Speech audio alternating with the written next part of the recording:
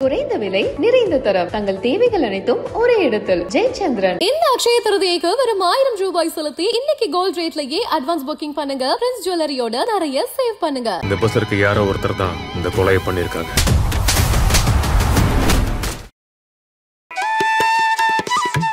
ராகு கேது பயிற்சி ஒவ்வொரு 1.5 வருஷத்துக்கு ஒரு தடவை வரக்கூடியது, 18 மாதங்களுக்கு ஒரு தடவை வரக்கூடியது. ராகு கேது பயிற்சி பொதுவிலேயே ரொம்ப முக்கியமானது. ராகு கேது தான் வீடு இல்லாத கிரகங்கள். ராகு கேது என்பது ஒரே ஒரு 5 தலை நாகம். அது 2 கிரகம் அல்ல, ஒரு கிரகம்தான். அது பிளவுபட்டு சாப விமோச்சனத்தில் ஒவ்வொரு ஜாதகத்திலையும் தலை முதல் இடுப்பு வரை ராகு, இடுப்பு முதல் கால் வரை கேதுவாக பலன்களை தருகிறார்கள். அதுதான் விஷயம். இப்போ ராகு கேது மறைந்திருந்து தாக்கக்கூடிய கிரகங்கள், எதையுமே மறைவு இருந்து செய்யக்கூடிய கிரகங்கள். அப்போ ராகு கேது நீங்கள் நேரில் பார்க்க முடியாது. சந்திர கிரகணம், சூரிய கிரகணம் அப்போ தான் நீங்கள் பார்க்க முடியும். அப்போது எவ்வளவு சிறப்பு, நான் ராகு கேதுவை ஒரு 350 வருஷம் ஜோதிடம் படித்து ப்ராக்டிஸ் பண்ணுற ஒரு மனிதர் உயிரோடு இருந்தால் கூட அப்பவும் அவர் ராகு கேதுவை கணிப்பதில் தவறு செய்வார். அவ்வளவு முக்கியமானது ராகு கேது. ராகு கேதுவை கணிப்பது என்பது கடவுளுக்கு சொந்தமான ஒரு விஷயம் கூட சொல்லலாம். அங்கே தான் மந்திரத்தை கடவுளை இதுக்குள்ளே வச்சுருக்காருன்னு சொல்லுவாங்க, தாமரப்பூவை. அப்படியே கடவுள் அவ்வளோ ஒரு சிக்னிஃபிகண்ட்டான ஒரு பயிற்சி ராகு கேது பயிற்சி. எல்லோருடைய வாழ்க்கையிலும் மிகப்பெரிய மாற்றங்களை கொண்டு வரக்கூடியது அந்த பயிற்சிகள். அதனால் ஜனங்க ராகு கேது பயிற்சியை நம்ம மெத்தனமாக விட்டுற முடியாது.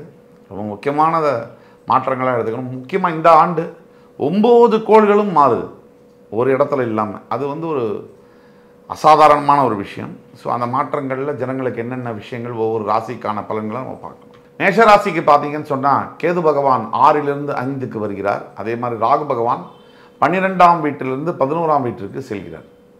இதில் ராகுவை பொறுத்த வரைக்கும் மேஷராசிக்கு 11க்கு வரும்போது நல்லதை தான் செய்வார். கேது பஞ்சமஸ்தானம் 5ஆம் இடத்திற்கு வரும்போது புத்திரர்களுக்கான ஆரோக்கியத்தில் கவனம் தேவைப்படுது. காரிய தடைகள், தாமதங்கள் ஏற்படக்கூடிய வாய்ப்புகள், ஏற்கனவே 7.5 சனியில் இருக்கிறதுனால சில காரிய தாமதங்கள் ஏற்படக்கூடிய வாய்ப்புகளும் வரலாம். ஒட்டு மொத்தத்தில் மேஷராசிக்கு எடுத்திங்கன்னா இந்த பிள்ளைகள் சம்பந்தப்பட்ட விஷயங்களில் ஒரு முடிவு எடுக்கிறதுல தன்மையில் மாற்றங்கள் இருந்துகிட்டே இருக்கும். அதாவது இந்த ஸ்கூலில் சேர்க்கலாமா, இந்த ஸ்கூலில் சேர்க்கலாமா, 2 ஸ்கூலும் போயாச்சு. 3ஆவது ஸ்கூலுக்கு அப்ளிகேஷன் வாங்க போனால் அங்கே சீட்டு முடிஞ்சிருச்சு. இப்படிப்பட்ட விஷயத்தில் தான் நம்ம கவனமாக இருக்கணும்.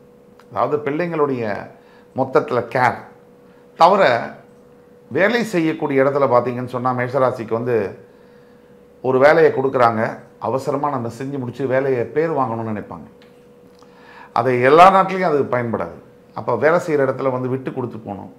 கொஞ்சம் என்ன சொல்கிறது, இந்த வேலையை நீங்கள் செய்து முடிச்சிட்டிங்கன்னா, ஓ இவர் நல்ல வேலை செய்கிறார் போல இருக்குது, இவருக்கு இன்னும் வேலையை கொடுக்கலாம் அப்படின்னு சொல்லி இன்னும் 4 வேலையை சேர்த்து கொடுப்பாங்க. அதை செய்யாமையே இருந்தால் வேலையை செய்ய தெரியாது, இவ்வளோ எப்போ கொடுத்த வேலை இப்போ முடிக்கலன்பாங்க.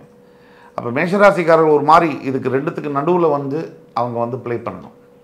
ஓரளவுக்கு ஒரு கணிசமான நேரத்தில் வேலையை முடித்து கொடுத்து ஒரு நல்ல பேர் வருதோ இல்லையோ சஸ்டைனபிள் லெவலில் இருந்துக்கணும்.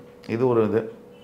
ராகுவுடைய 11ஆம் இட பயிற்சியினால் மேஷராசி என்பவர்களுக்கு பெருவாரியான அளவில் பொருளாதாரத்தில் மாற்றங்கள் இருக்கும். அதாவது ஒரு லம்சமாக அமௌண்ட் எனக்கு வர வேண்டியது வரலை அப்படிங்கிற போது அது ரொம்ப மனசில் குடத்தில் விட்டாங்க. கை கெட்டினது வாய் கெட்டலையே அப்படின்னு சொல்லி இந்த மாதிரி இந்த நேரத்தில் மேஷராசி என்பவர்களுக்கு இந்த 11ஆம் வீட்டில் ராகு வரும்போது பெரிய அளவில் லாபஸ்தானத்தில் இன்கமில் ஏற்றங்கள் இருக்கக்கூடிய வாய்ப்புகள் இருக்குது. அதாவது உண்மையாகவே ஜாக்பாட்டு, அதாவது பண விஷயத்தில் இருக்கணுன்றதை நம்ம பார்க்குறோம்.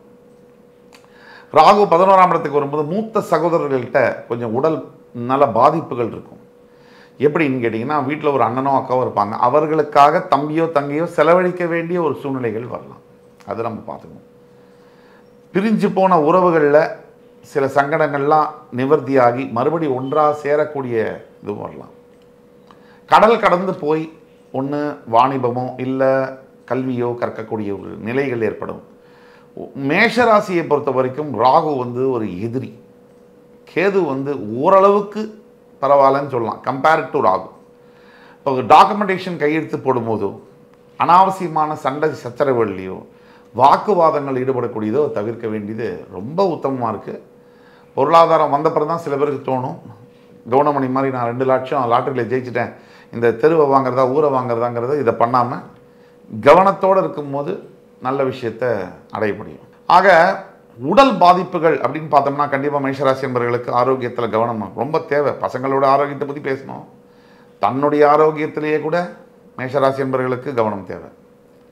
இதில் எந்த இடத்துல கவனம் தேவை அப்படின்னா, பொதுவாக அடிவயிறு பகுதி, நெஞ்சு, நுரையீரல் சம்பந்தப்பட்ட விஷயங்களில் கண்டிப்பாக பாதிப்புகள் வரக்கூடிய வாய்ப்புகள் இருக்குது.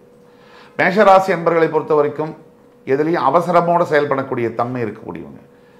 ஒரு விஷயத்தை செய்து முடிக்கணும், நான் என்னோடய செயல்திறனை காமிக்கணும் அப்படின்னு நினைக்கிறவங்க. அது எல்லா நிலையிலும் எல்லா இடத்துலையும் செல்லாது. அங்கே தான் பிரச்சனை வருது. அப்போது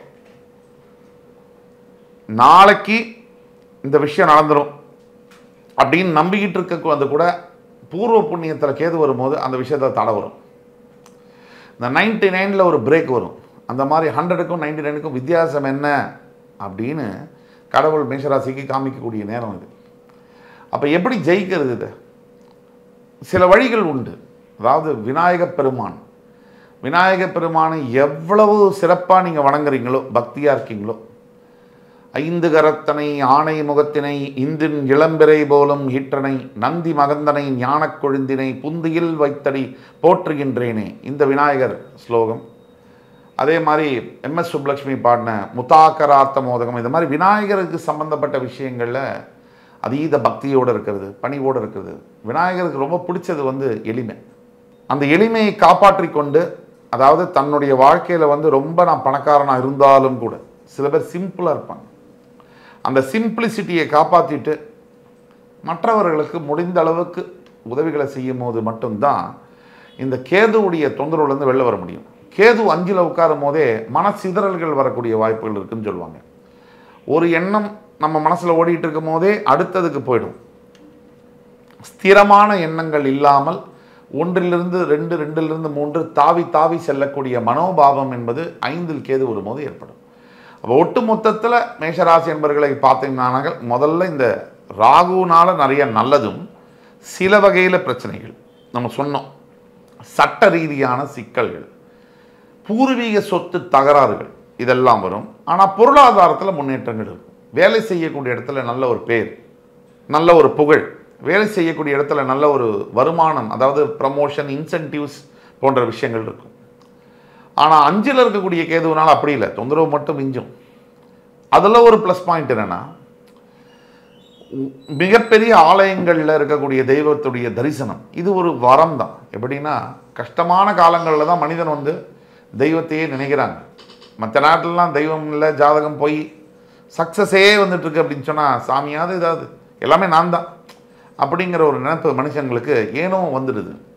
அந்த மாதிரியான காலகட்டங்களில் தெய்வத்துடைய தரிசனம் கிடைக்கும் போது, கோவிலுக்கு செல்லும் போதே ஒரு விதமான பாசிட்டிவ் வைப்ரேஷன், அது மூலியமாகவே ஒரு விதமான தன்மை, பொறுமை, ஒரு சிம்பிளாக இருக்கக்கூடியது இதெல்லாம் வரும். இந்த குணாதிசயங்கள்லாம் வர வர வர வர மேஷராசி என்பவர்களுக்கு நிறைய விதத்தில் நல்லது நடக்கக்கூடிய வாய்ப்புகள் இருக்குது. இதை கண்டு பயப்பட வேண்டிய அவசியம் இல்லை. குருபலம் இருக்கிறதுனால பயப்பட வேண்டியதில்லை. அவங்களுக்கு குருபலம் இந்த பயிற்சி 13ஆம் தேதி மேக்கு அப்புறமே வந்துடுது. அதனால் ராகு கேது பயிற்சி 17ஆம் தேதி வந்தாலும் அதுக்கு முன்னாடியே அதுக்கு மருந்தை கொடுத்துட்டு தான் வியாதியை கொடுக்குறார் கடவுள். அதனால் பயம் இல்லை. அப்போது மேஷராசி என்பவர்களுக்கான பரிகாரம் என்பது திருச்செந்தூரில் இருக்கக்கூடிய ஸ்தலம். அங்கே எல்லாமே இருக்குது. உலகத்தில் இல்லாத அளவுக்கான சக்தி இருக்குது. எல்லா குறைகளையும் நிவர்த்தி செய்யக்கூடிய ஒரு சக்தி அந்த பகவான்கிட்ட இருக்குது. அப்படிப்பட்ட சத்ரு சம்ஹார ஸ்தலம் அப்படின்னு சொல்லக்கூடிய இந்த கோவிலில் ஒரு நாள் தங்கி அபிஷேகம் செய்து ஆராதனைகள் செய்து வெளியில் இருக்கக்கூடிய ஏழை மக்களுக்கு நாம் செய்யக்கூடிய அன்னதானம், வஸ்திரதானம், இந்த உதவிகள், கல்விக்கான உதவிகள் அந்த கோவிலில் போய் செய்யக்கூடியது அவ்வளோ ஒரு சிறப்பு வாய்ந்தது. இந்த மாதிரி காலகட்டங்களில் மேஷராசி என்பர்கள் திருச்செந்தூர் முருகனை கெட்டியாக பிடிச்சிக்கணும்.